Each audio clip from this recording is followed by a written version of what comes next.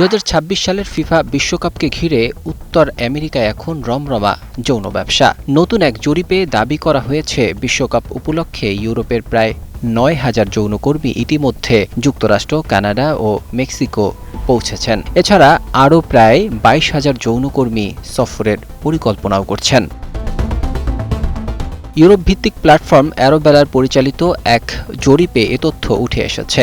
জরিপ অনুযায়ী বিশ্বকাপকে ঘিরে বিপুল সংখ্যক পর্যটকের আগমন, বাড়তি ব্যয় এবং বিভিন্ন বিনোদন খাতে চাহিদা বৃদ্ধির সম্ভাবনা দেখে অনেক যৌনকর্মী উত্তর আমেরিকার বাজারে যেতে আগ্রহী হয়ে উঠেছেন। জরিপে অংশগ্রহণকারীদের মধ্যে প্রায় 2% নিশ্চিতভাবে বিশ্বকাপ চলাকালে উত্তর আমেরিকায় যাওয়ার সিদ্ধান্ত নিয়েছেন। আরও 5% এখনও বিষয়টি নিয়ে ভাবছেন। বিশেষ করে যুক্তরাজ্য ও জার্মানির উত্তরদাতাদের মধ্যে এই আগ্রহের সংখ্যা সবচেয়ে বেশি দেখা গেছে। নোভা এলইডি টিভি, ঝকঝকে ছবি, নিখুঁত শব্দ, 5 বছরের ওয়ারেন্টি। নোভা মানি সঠিক মান, নিশ্চিত সেবা।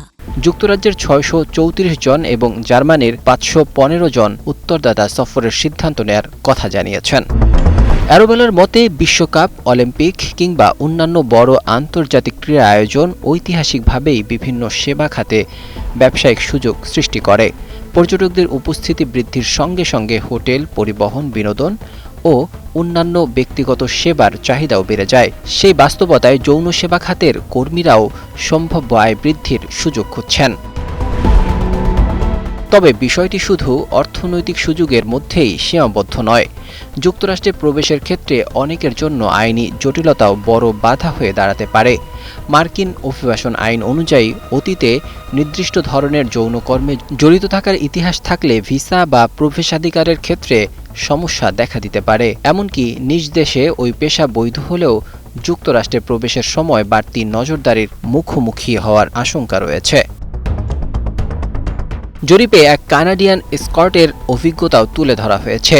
তার দাবি, যুক্তরাষ্ট্রে প্রবেশের সময় তাকে দীর্ঘক্ষণ জিজ্ঞাসাবাদ করা হয়, ফোন ও ব্যক্তিগত মালপত্র তল্লাশি করা হয় এবং পরে তাকে ফেরত পাঠানো হয়। এমনকি কয়েক বছরের জন্য প্রবেশ নিষেধাজ্ঞার মুখেও পড়তে হয়েছে তাকে।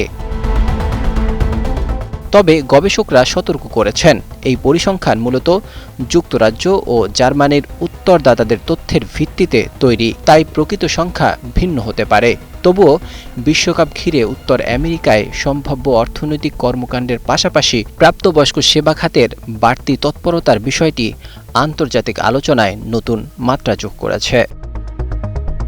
Desk report, 21 television.